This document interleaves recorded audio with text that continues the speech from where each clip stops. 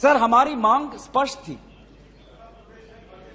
कि देश के मुखिया होने के नाते प्रधानमंत्री सदन में आए, अपनी बात रखे, अपनी संवेदना प्रकट करे और उस पर सारे पार्टी समर्थन दे और मणिपुर को एक संदेश जाए कि इस दुख की घड़ी में पूरा सदन मणिपुर के साथ है, हम मणिपुर में शांति चाहते हैं। यह हमारी अपेक्षा थी, यह हमारी अपेक्षा थी। लेकिन अफसोस की बात है कि ऐसा नहीं हुआ। प्रधानमंत्री महोदय ने एक मौन व्रत लिया कि सदन में ना लोकसभा में कुछ बोलेंगे, ना राज्यसभा में कुछ बोलेंगे, और इसीलिए अध्यक्ष महोदय ये नौबत आनी पड़ी कि हम अविश्वास प्रस्ताव के द्वारा प्रधानमंत्री मोदी जी का मौन व्रत हम तोड़ना चाहते हैं। सर, साफ साफ 3 सवाल है प्रधानमंत्री महोदय से। सवाल पहला कि आज तक वो मणिपुर क्यों नहीं गए? राहुल जी गए, इंडिया अलायंस के विभिन्न पार्टीज गए, गृह मंत्री जी गए, एमओएस होम गए, पर देश के मुखिया होने के नाते प्रधानमंत्री मोदी जी क्यों नहीं गए? यह है सवाल पहला। सवाल दूसरा कि लगभग 80 दिन क्यों लगे प्रधानमंत्री मोदी जी को मणिपुर पे कुछ बोलने के लिए, और जब बोले तो सिर्फ 30 सेकंड के लिए बोले, और उसके पश्चात आज तक भी प्रधानमंत्री मोदी जी की तरफ से ना कोई संवेदना का शब्द, ना कोई शांति की याचना। मंत्री मंडल बोल रहे हैं कि हम बोलेंगे, हम बोलेंगे। आप बोलें, आपको किसी ने नहीं रोका, लेकिन प्रधानमंत्री मोदी जी एक प्रधानमंत्री होने के नाते उनके शब्दों में जो महत्व है वो किसी मंत्री के शब्दों में नहीं है। माफ कीजिएगा। प्रधानमंत्री मोदी जी अगर प्रधानमंत्री होने के नाते एक शांति की पहल करें, उस कदम में जो ताकत है वो किसी मंत्री या किसी सांसद में वो ताकत नहीं है, एक प्रधानमंत्री होने के नाते। सवाल हमारा तीसरा कि प्रधानमंत्री जी ने आज तक मणिपुर के मुख्यमंत्री को बर्खास्त क्यों नहीं किया?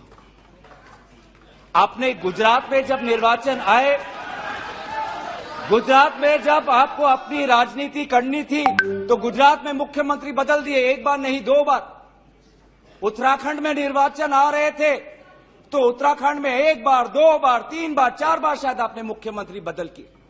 त्रिपुरा में निर्वाचन आए तो त्रिपुरा में भी आपने निर्वाचन आपने से पहले आप मुख्यमंत्री को बदला।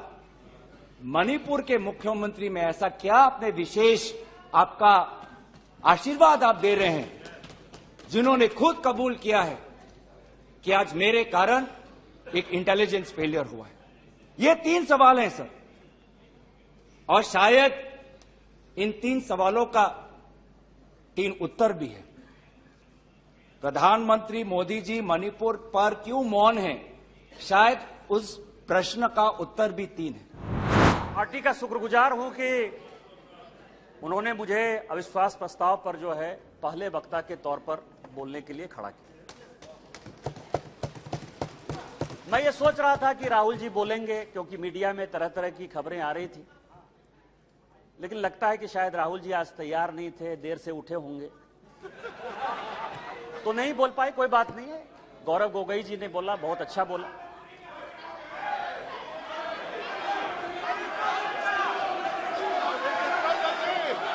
स्पीकर सर, गौरव गोगोई जब बोल रहे थे इस कांग्रेस पार्टी को शहादत के बारे में, लोगों का क्या बलिदान है इसके बारे में कुछ पता नहीं है। इन्होंने मणिपुर की बात की और पूरे देश को नहीं, पूरे संसद को जो है इन्होंने चैलेंज किया कि आप लोग में से बहुत लोग मणिपुर नहीं गए होंगे, मणिपुर नहीं देखा है आपने। मैं मणिपुर के इतिहास का भुक्तभोगी हूं। मेरे मामा एनके तिवारी 73 में अपनी पैर जो है वो गंवा चुके मणिपुर में, और 1989-90 में मणिपुर में उनके ऊपर अटैक हुआ, सीआरपीएफ के वो डीआईजी हुआ करते थे। और जो जगमोहन जी ने अपनी किताब लिखी है माई फ्रोजन टर्बुलेंस इन कश्मीर, उसमें उन्होंने 10 बार जिक्र किया है कि यदि एनके तिवारी जैसे अफसर नहीं होते तो शायद कश्मीर नहीं बचा पाते। और वही एनके तिवारी जब मणिपुर में आईजी बनकर गए तो आपकी सरकार ने उसी ओपीएम लॉबी के तहत उनको गिरफ्तार कर लिया और कोर्ट ने कहा कि ये आप कर सकते हैं। आप राष्ट्रवाद की बात करते हो, आप मणिपुर की बात करते हो। आपने अभी कहा कि असम में समझौता हुआ, आप तो असम के हैं, सांसद हैं। क्या 83 के चुनाव में कितने % लोगों ने असम में वोट दिया था? कितने लोग मारे गए थे? और जब आपने all India Assam students union के साथ समझौता किया तो उस समझौते का एक पार्ट था कि ये सरकार जो है हटाई जाएगी, आपकी सरकार खत्म की जाएगी। क्या वो समझौते का पार्ट नहीं था? मैं तो माननीय गृह मंत्री जी को कहूंगा कि वो समझौते का जो पूरा प्रारूप है इस सदन के अंदर जब अपना जवाब दें तो शायद वो जवाब देंगे। आज कोई घबराने की जरूरत नहीं है। आज मैं अपना भाषण, मेन जो भाषण है वो अदानी जी पे नहीं बोलने जा रहा हूं। आप छोड़िए, तो आप रिलैक्स कर सकते हैं, आप शांत रह सकते हैं, क्योंकि मेरा भाषण आज दूसरी डायरेक्शन में जा रहा है।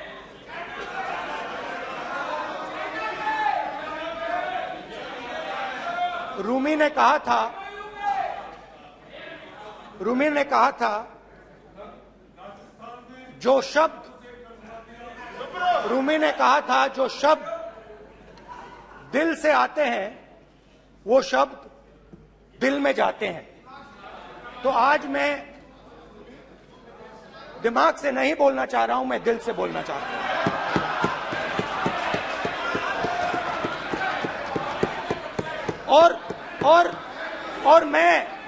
और मैं आज आप लोगों पर इतना आक्रमण नहीं करूंगा। मतलब एक दो गोले जरूर मारूंगा, मगर इतना नहीं मारूंगा। तो आप रिलैक्स कर सकते हैं। रावण 2 लोगों की सुनता था,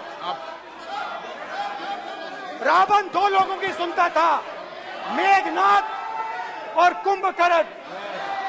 वैसे ही नरेंद्र मोदी 2 लोगों की सुनते हैं, अमित शाह और अडानी।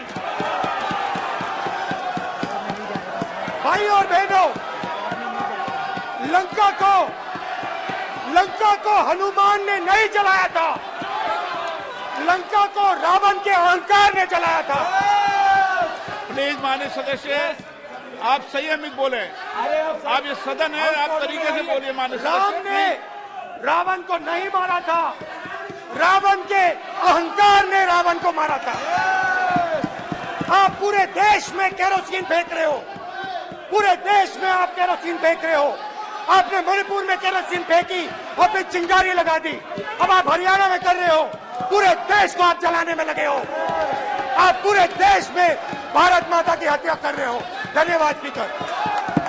भारत मां की हत्या की बात की और कांग्रेस पार्टी यहां पर तालियां बजाती रही।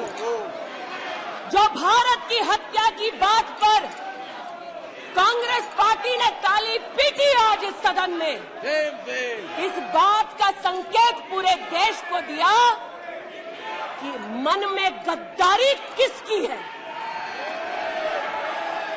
मैं आज हिंदुस्तानी होने के नाते कहती हूं, मणिपुर खंडित नहीं है, विभाजित नहीं है, मेरे देश का अंग है। मैं इनसे पूछती हूं, इन्हीं के अलायंस के एक सदस्य बैठे हैं जिन्होंने तमिलनाडु में कहा कि भारत का मतलब मात्र उत्तर भारत। अगर हिम्मत हो राहुल गांधी में तो आकर भारत के ऊपर इस प्रकार का कटाक्ष करने वाले डीएमके के अपने साथी का खंडन करके बताएं। कांग्रेस पार्टी के एक नेता ने कश्मीर में रेफरेंडम की बात की। अगर हिम्मत है गांधी खानदान में तो इस सदन में और इस देश को बताए कि कश्मीर को देश से हटाने की साजिश में कांग्रेस के उस नेता का वक्तव्य क्यों है। You are not India because you define corruption in India. You are not India because you define incompetence. You are not India. कि जिनको आज मुझसे पहले वक्तव्य देने का अधिकार दिया गया, उन्होंने जाते जाते एक अभद्र यहां पर लक्षण के दर्शन दिए। It is only a misogynistic man who can give a flying kiss to a parliament with seats female members of parliament. ऐसी गरिमा विहीन आचरण को इस देश के सदन में कभी नहीं देखा गया। ये उस खानदान के लक्षण हैं, या आज सदन में देश को पता चले। अविश्वास प्रस्ताव में आपने मुझे बोलने का मौका दिया, जो संयुक्त विपक्ष द्वारा लाया गया है। अध्यक्ष महोदय, मैं आपको बहुत धन्यवाद देती हूं। सत्ता पक्ष के लोग कह रहे थे, मिनिस्टर कह रहे थे कि हमको राजस्थान में चर्चा करनी चाहिए, जो महिलाओं के साथ जघन्य अपराध हो रहे हैं। गुजरात की चर्चा करनी चाहिए, छत्तीसगढ़ की चर्चा करनी चाहिए, तो मध्य प्रदेश की भी चर्चा होनी चाहिए, उत्तर प्रदेश की भी जरूर चर्चा होनी चाहिए, क्योंकि आंकड़े बताते हैं एनसीआरबी के कि हर रोज हर 3 घंटे में एक महिला का शारीरिक उत्पीड़न उत्तर प्रदेश में होता है। हर 3 घंटे में एक महिला का शारीरिक उत्पीड़न उत्तर प्रदेश में हो रहा है, और उत्तर प्रदेश की सरकार और केंद्र की सरकार और ये डबल इंजन की सरकार इस बात का संज्ञान नहीं ले रही है। सर, मणिपुर की जो घटना हुई है सर, यह कोई मामूली घटना नहीं है, ये बहुत ही संवेदनशील घटना है।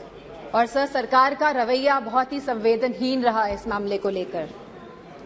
सर, यह सरकार अहंकार में डूबी हुई सरकार है, द्रव, मद और दम में डूबी हुई सरकार है sir. It was a complete violation of human rights, destruction of human rights, and using women as instrument for perpetrating violence is simply unacceptable in the constitutional democracy, sir. Very good point. Sir, और इस पूरे कांड की sir निंदा पूरे विश्व में हुई है, और हम भारतवासियों का सर शर्म से झुका है सर इस घटना को लेकर। Sir, it was a state sponsored ethnic violence. Sir, अगर विजुअल्स सोशल मीडिया के माध्यम से नहीं निकल के आते तो किसी को भी नहीं पता चलता कि क्या हुआ है मणिपुर में। सर, और जो विजुअल्स आए जहां पे महिलाओं को नंगा किया गया, उनका रेप किया गया, सर कौन जिम्मेदार है सर इसका?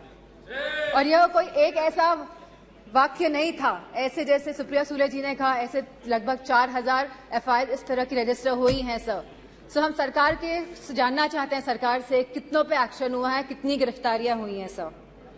सर, लगभग 60,000 लोग डिस्प्लेस हुए हैं, वह अपने घर में नहीं रह रहे हैं।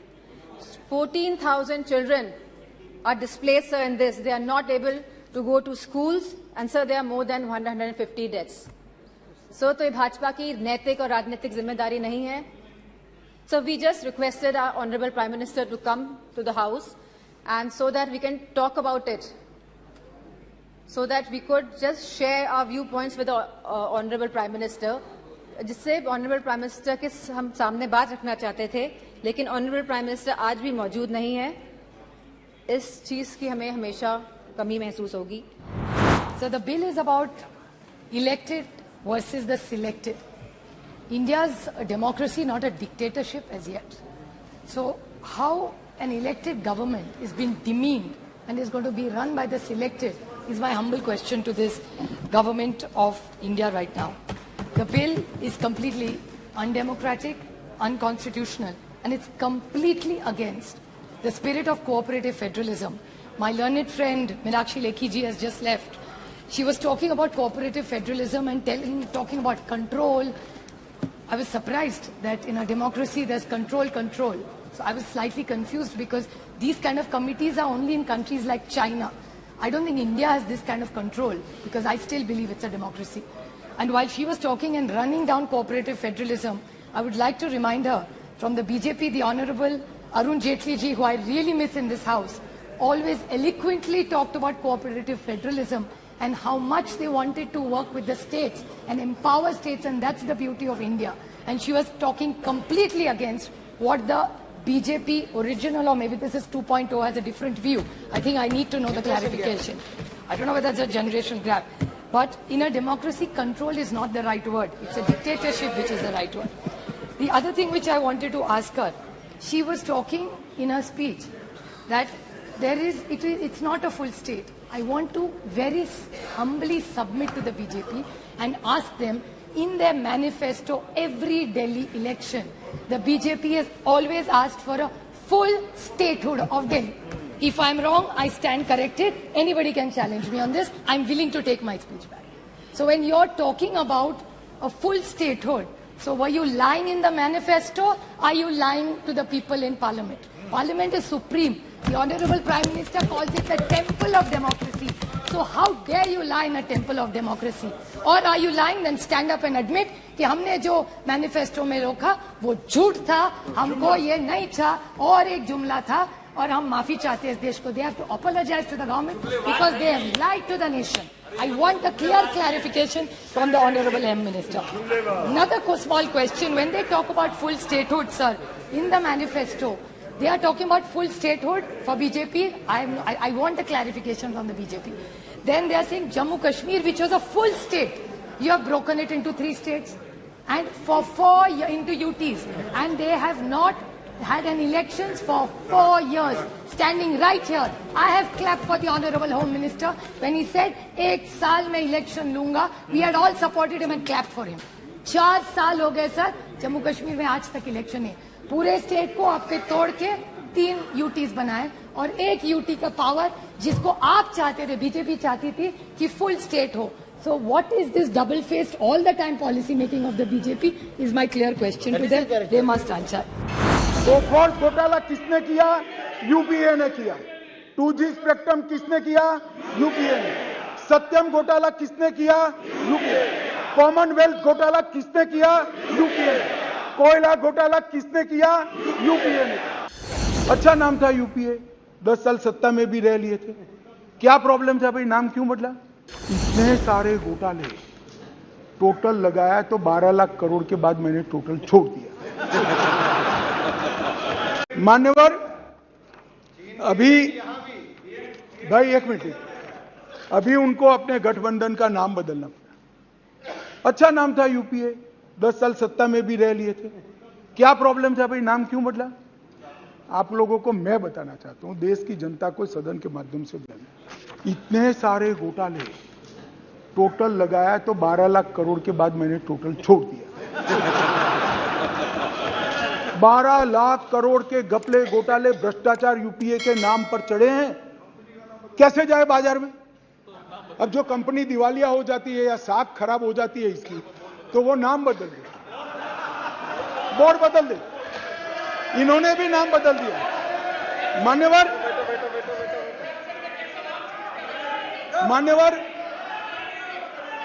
बोफोर्स, 1 मिनट भाई, बोफोर्स घोटाला किसने किया? यूपीए ने किया. 2G स्पेक्ट्रम किसने किया? यूपीए ने. सत्यम घोटाला किसने किया? यूपीए. कॉमनवेल्थ घोटाला किसने किया? यूपीए ने. कोयला घोटाला किसने किया? यूपीए ने. टाटा ट्रक घोटाला किसने किया? यूपीए ने. वोट के बदले नोट का घोटाला किसने किया? यूपीए. आदर्श घोटाला किसने किया? यूपीए ने. नेशनल हेराल्ड का घोटाला किसने किया? यूपीए. वाड्रा का डीएलएफ घोटाला किसने किया? यूपीए ने. चारा घोटाला किसने किया? खाद्य सुरक्षा बिल का घोटाला किसने किया? गाजियाबाद प्रोविडेंट फंड घोटाला किसने किया?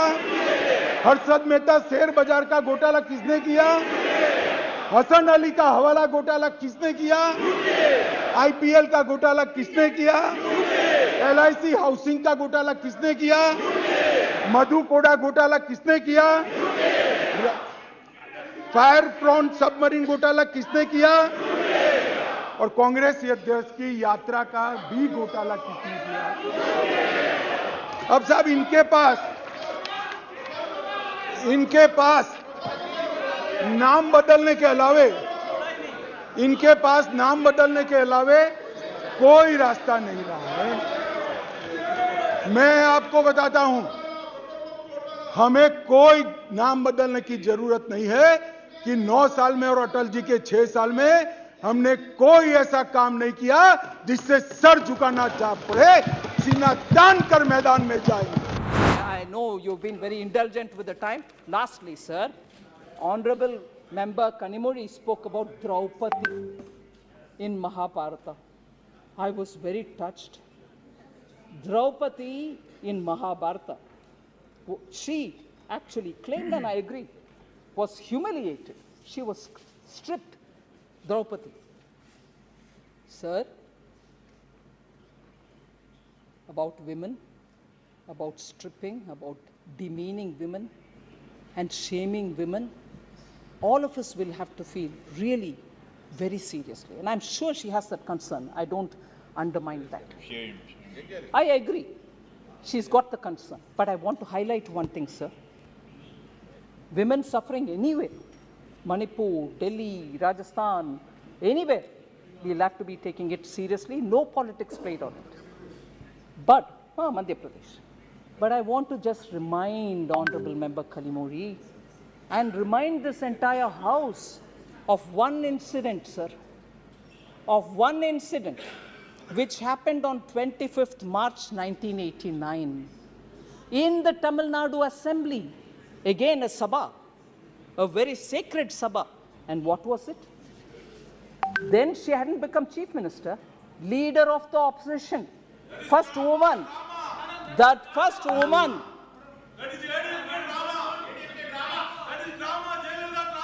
Jayalalitha's sari was pulled in Tamil Nadu.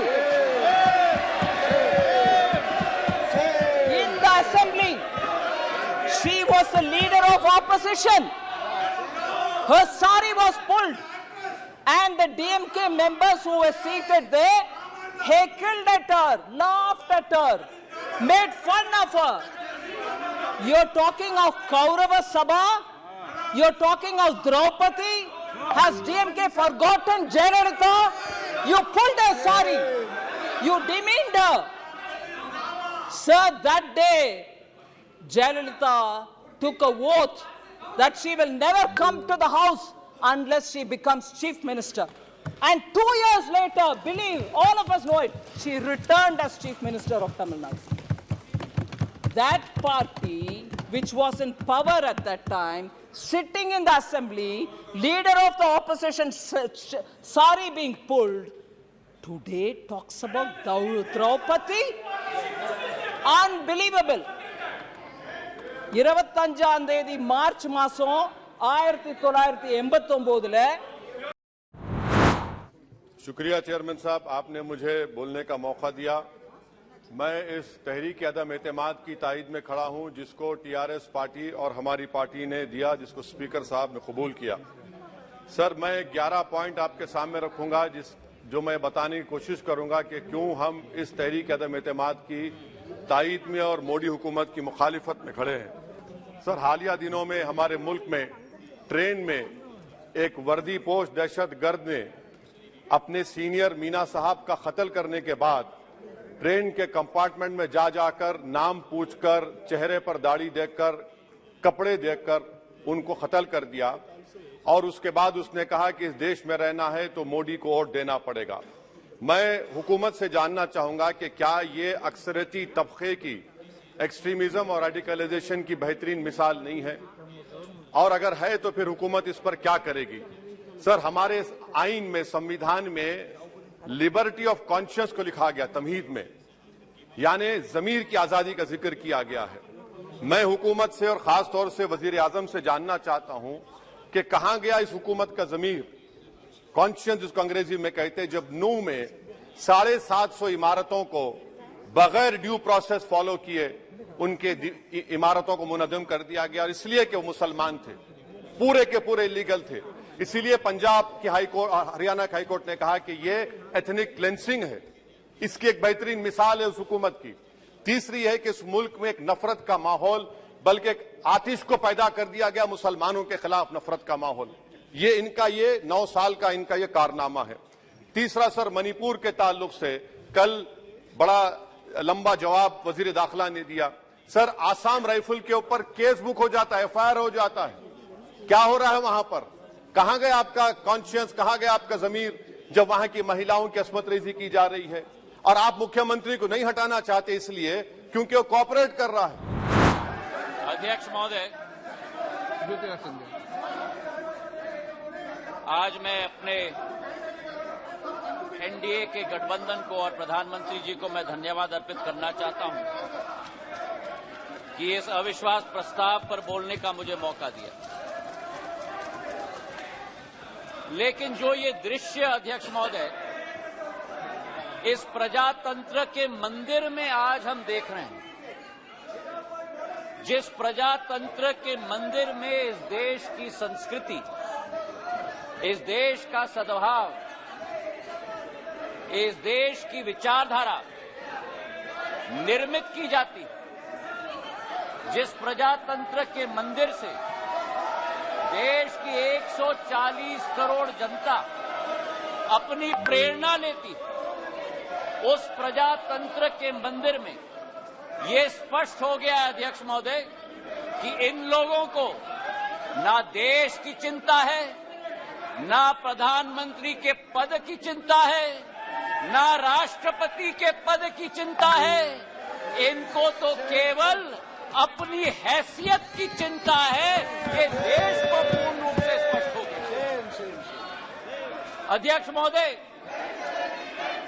मुझे 20 साल हो गए हैं इस संसद में, मेरा अपना सौभाग्य मैं मानता हूं, लेकिन ऐसा दृश्य में मैंने 2 दशक में नहीं देखा है कि जिस तरीके से देश के सर्वोच्च पद के व्यक्ति 140 करोड़ जनता के हृदय में स्थापित इस देश के प्रधानमंत्री के प्रति जो शब्दों का उपयोग विपक्ष के द्वारा किया गया है, मैं मानता हूं कि सदन के सामने नहीं लेकिन देश की जनता के सामने इन्हें माफी मांगनी चाहिए। मोहब्बत का दुकान लाएंगे।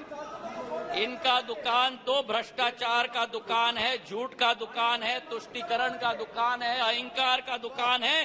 केवल का नाम दुकान का बदलते हैं, सामान वही। राहत इंदारी जी के शब्द मुझे याद आते हैं कि नए किरदार आते जा रहे हैं मगर नाटक पुराना चल रहा है। मैं ये कहना चाहता हूं कि अधीर रंजन चौधरी जी ने स्वयं कहा कि ये मजबूरी का गठबंधन है। मैं उनको कोट करना चाहता हूं।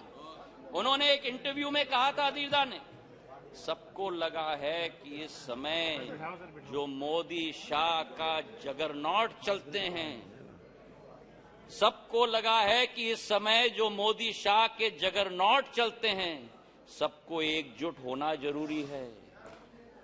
ये मजबूरी है। पॉलिटिक्स में तो मजबूरी रहती है। आज ये अविश्वास प्रस्ताव इसलिए लेके आए हैं। मैं ये पूछना चाहता हूं कि कौन सी इंडिया की आवाज ये उठाते हैं जब विदेश जाकर 2 इंडियाज की बात करते हैं? ये कौन सी इंडिया की आवाज उठाते हैं जब गलवान में हमारे सेना के शौर्य और उसी के साथ सर्जिकल स्ट्राइक पर उंगली उठाते हैं? ये कौन से इंडिया की आवाज करते हैं जो कोरोना जैसी भीषण समस्या में राजनीति पर उतर जाते हैं? प्रधानमंत्री जी को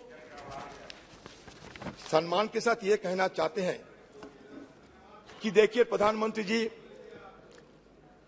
आप एक बार नहीं 100 बार प्रधानमंत्री बने, हमें कोई फर्क नहीं। इसमें हमें कोई लेना देना नहीं। हमें लेना देना भारत की आम जनता के साथ।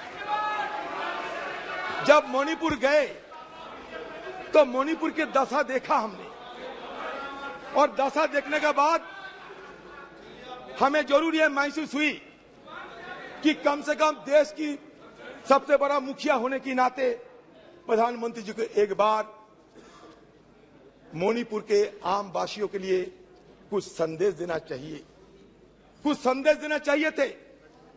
शांति की कोई पैगाम लेकर प्रधानमंत्री जी को खुद कोई कार्रवाई करना चाहिए थे। कम से कम आपकी तरफ से एक बार मणिपुर के लोगों को अपना मन की बात रखना चाहिए थे।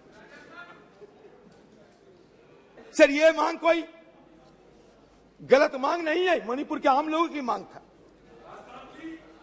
सर, शेक्सपियर की एक मैकबेथ एक लेख है। मैकबेथ को सर ये टायरेंट कहा जाता था, एक टायरेंट किंग मैकबेथ, अत्याचारी राजा। तो मैकबेथ के अत्याचार देखते हुए शेक्सपियर ने बड़े दुख जताई थी और कह रहे थे कि स्कॉटलैंड में जिस तरीके की हमला हो रहे हैं, जिस तरीके की दुर्दशा देखे जाते हैं, तो उसमें बड़ी दुख के साथ एक कोई शब्द लिखे थे, it weeps, it bleeds, and each day a gas is added to the wounds. Each new morning, new widows howl, new orphans cry, new sorrows strike the heaven in the face. हमें भी लगा कि मणिपुर की हालत ऐसा ही है, जहां लोगों की मन में कोई चैन शांति कुछ नहीं थी। सारे मणिपुर, यही तो बात है, आप समझ नहीं सकते। अनारस के साथ बनारस की तुलना मत किया करो, चाना के साथ बेदाना की तुलना मत किया करो, बुलक के साथ हिलक की तुलना मत किया करो। इसलिए नहीं, क्योंकि हमारे प्रधानमंत्री जी जिस दिन मणिपुर के मुद्दे पे बोलना चाहिए था, कहां से छत्तीसगढ़ लाए, कहां से राजस्थान लाए, कीजिए ना। लेकिन मणिपुर की दंगा ये कोई छोटी मोटी बात नहीं है। मणिपुर की दंगा एक जाति दंगा के रूप में, एक सिविल वॉर की तरह सारे देश दुनिया में चर्चा के मुद्दे बन गए। जब राजा अंधा रहते हैं, धृतराष्ट्र जब अंधा रहते थे, उस समय द्रौपदी की वस्त्रण हुई थी। आज भी राजा अंधे बैठे हैं, इसलिए किसी को नाम नहीं लिया, किसी को नाम नहीं लिया, किसी को नाम नहीं लिया। तो इसलिए जहां राजा अंधा बैठे रहते, जहां राजा अंधा बैठे रहते, वहां द्रौपदी की वस्त्रहरण, चाहे वो हस्तिनापुर में हो, चाहे वो मणिपुर में हो, होते ही रहते। मणिपुर और हस्तिनापुर में कोई फर्क नहीं रहता। आपने एक अपील की थी कि आइदर और साइड से बहस को शांति से सुना जाए। हम बड़े धैर्यपूर्वक सुनते गए। उन्होंने कहा कि हमने ब्रिटिश की कार्यपद्धति हमारी संसद ने अडॉप्ट की है, पूरे देश का अपमान किया, हम चुपचाप बैठे रहे। हमारी संविधान सभा ने ये पूरी प्रक्रिया तय की है, स्वीकार करी है। आगे माननीय अध्यक्ष जी, इसके बाद भी अनर्गल बोलते रहे। अब मैं अभी ये जो प्रयास कर रहे हैं, उनकी पार्टी ने उनको समय नहीं दिया। मेरे बोलने के साथ बात किया जाएगा। आपने समय दिया, उसमें कुछ स्कोर करना चाहते हैं, कुछ मान्यता मगर माननीय अध्यक्ष जी, इस सदन की एक गरिमा है। देश के प्रधानमंत्री जी के बारे में जिस प्रकार का ये उल्लेख कर रहे हैं, मुझे लगता है ये विपक्ष के नेता के लिए शोभा नहीं देता। आपने उनको या तो कंट्रोल करना चाहिए, या तो ट्रेजरी बैंक के एमपी भी ये नहीं सुन पाएंगे। अमित शाह जी, आप थोड़ा बैठे। प्रधानमंत्री जी के गुस्सा नहीं आता आपको? क्यों आते हैं इतना? किसी को गुस्सा नहीं आते, तो चर्चा की मुद्दा है। आप मुद्दों पे बोलिए सर। मुद्दा पे तो बोलते हैं सर। हाँ। बहुत दिन पहले सुना, इस देश से हजारों करोड़ रुपया लूटकर नीरव मोदी भागे थे। किसी ने उनको पकड़ नहीं सके। हमारे एनडीए सरकार की इतना ताकत, उन्हें छू नहीं सके। तो कैरिबियन समुद्र की बीच में मस्ती करते देखा जाते हैं, जो मोदी वो कहते रहते हैं। तो मैंने सोचा कि नीरव मोदी सारे जिंदगी के लिए हमारे से दूर चले गए, लेकिन अब पता चला नीरव मोदी दूर नहीं गए। मणिपुर की घटना देखने के बाद मुझे यह पता चला नीरव मोदी यहां हिंदुस्तान में जिंदा है, और नरेंद्र मोदी नीरव मोदी बनके अभी भी चुपचाप अपने चुप्पी साधे होकर बैठे हैं। इस अविश्वास प्रस्ताव में कुछ चीजें तो ऐसी विचित्र नजर आई जो न पहले कभी सुना है, न देखा है, न कभी कल्पना की है। सबसे बड़े विपक्षी दल के नेता को बोलने की सूची में नाम ही नहीं था। और पिछले उदाहरण देखिए आप, 1999 में वाजपेयी सरकार के खिलाफ अविश्वास प्रस्ताव आया। शरद पवार साहब उस समय नेतृत्व कर रहे थे, उन्होंने डिबेट का नेतृत्व किया। 2003 में अटल जी की सरकार थी, सोनिया जी विपक्ष की नेता थी, उन्होंने लीड ली, उन्होंने विस्तार से अविश्वास प्रस्ताव रखा। 2018 में खड़गे जी थे विपक्ष के नेता, उन्होंने प्रोमिनेंटली विषय को आगे बढ़ाया। लेकिन इस बार अधीर बाबू को क्या हाल हो गया, उनकी पार्टी ने उन्हें बोलने का मौका नहीं दिया। ये तो कल अमित भाई ने बहुत जिम्मेवारी के साथ कहा कि भाई अच्छा नहीं लग रहा है, और आपकी उदारता थी कि उनका समय समाप्त हो गया था, तो भी आपने उनको आज मौका दिया। लेकिन गुड़ का गोबर कैसे करना, उसमें ये माहिर है।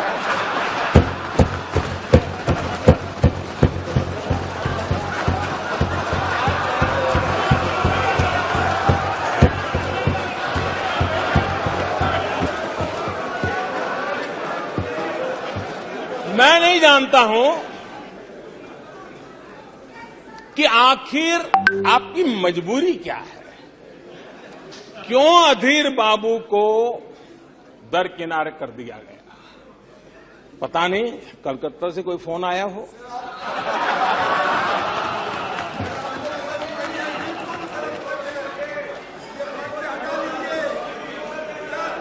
और कांग्रेस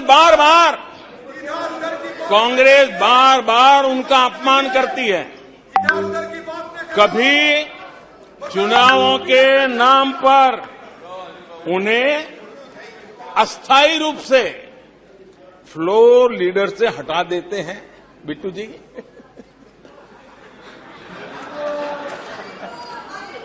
हम अधीर बाबू के प्रति अपनी पूरी संवेदना व्यक्त करते हैं।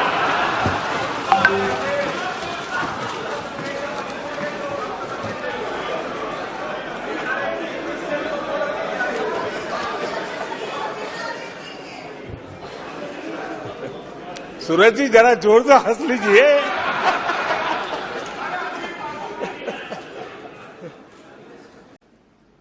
कि विपक्ष के लोगों को एक सीक्रेट वरदान मिला हुआ है। हाँ,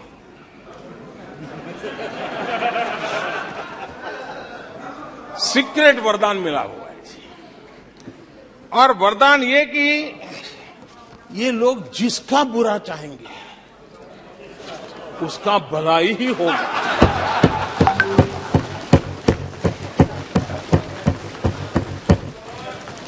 एक उदाहरण तो आप देखिए, मौजूद है। 20 साल हो गए, क्या कुछ नहीं हुआ, क्या कुछ नहीं किया गया, लेकिन भलाई होता गया। अमर उजाला अब आपके टीवी पर भी। अपने स्मार्ट टीवी पर YouTube पर सर्च करें अमर उजाला, चैनल सब्सक्राइब करें और देखें ताजा खबरें, वो भी HD क्वालिटी में। और हाँ, बेल आइकन दबाना ना भूलें ताकि हर खबर हो आपके घर। अमर उजाला, निष्पक्ष, निर्भीक, निरंतर।